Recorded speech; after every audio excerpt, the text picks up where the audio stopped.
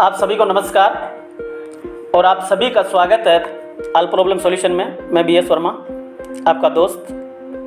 जैसे कि पिछले वीडियो मैंने आपको बताया कि हम कौन हैं, हमारी शक्ति कैसे काम करती है, क्या हम खुद ही अपने आप में एक सर्वशक्तिमान हैं, अपने आप में एक संपूर्ण सृष्टि हैं।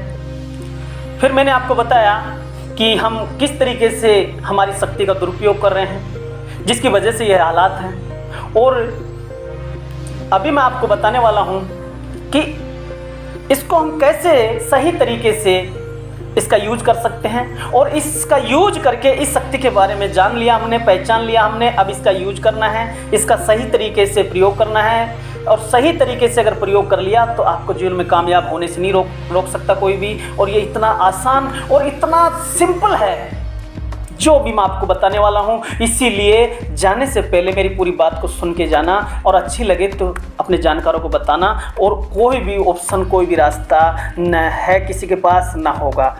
तो मैं अपनी बात शुरू करता हूँ कि आपकी जो सुपर पावर है, जो शक्ति है, उसका सही तरीके से किस तरीके से आप प्रयोग करके, यूज करके आप सपने पूरे कर सकते हो।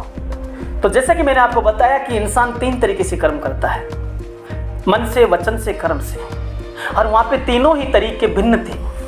सोच कुछ अलग रहा था, कर कुछ अलग रहा था, बोल कुछ अलग रहा था, हो कुछ अलग रहा था।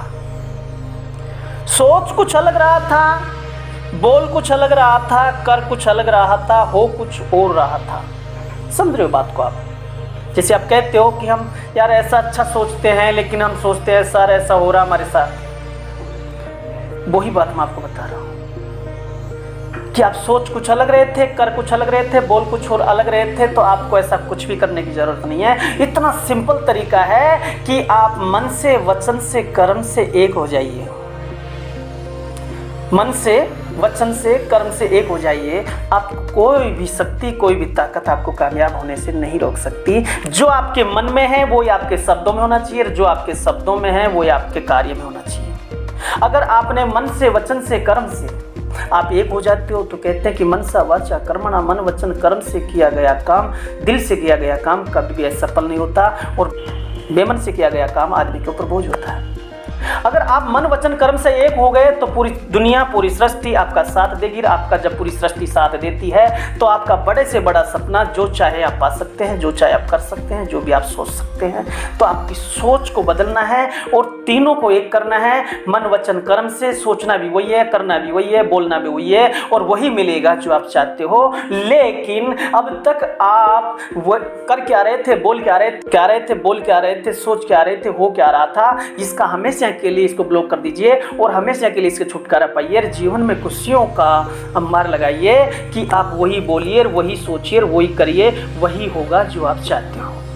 तो कितना आसान है, कितना सिंपल है, इतना सिंपल, इतना आसान कि अब वो होने लगा जो आप चाहते थे। किया क्या?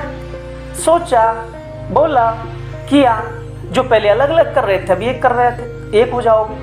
जब एक होने के बाद में जब आप एक हो जाते हो तो आपकी जो ताकत है, आपका जो गॉड है, आपका जो भगवान है, आपका जो भी आप नाम देते हो उसको, वो आपके अंदर ही होता है। वो खुश हो जाता है, वो खुश हो जाता है तो आपका साथ देता है, वो आपका साथ देता है तो आपके सपने पूरे होते हैं। लेकिन कभी भी हम ऐसा काम नहीं करते न। हम हमेशा अलग बात करते हैं, सोचते अलग है, बोलते अलग है, करते अलग है, सोचते अलग है, होता अलग है, करते अलग है, बोलते अलग है। और इसीलिए ऐसा हो रहा है। इसलिए आज के बाद आपका इस समस्या से हमेशा के लिए छुटकारा। आज से आपको दूसरे के पास नहीं जाना, किसी को कुछ नहीं बोलना, किसी को नहीं बताना, अपने आप को बताना, अपने आप को समझाना, अपने आप को जगाना। सोचना भी वही है, करना भी वही है, और बोलना भी वही है। और कहते हैं कि सांच बराबर तप नहीं, झूठ बराबर पाप, जाके हृदय सांच है वहाँ के हृदय आप। सच से बड़ा कोई तपस्या नहीं है, कोई धर्म नहीं है, और झूठ से बड़ा कोई पाप नहीं है। इसीलिए आप ये सोच निकाल दीजिए कि मैं क्या सोच रहा हूँ, क्या बोल रहा हूँ, उसको क्या पता।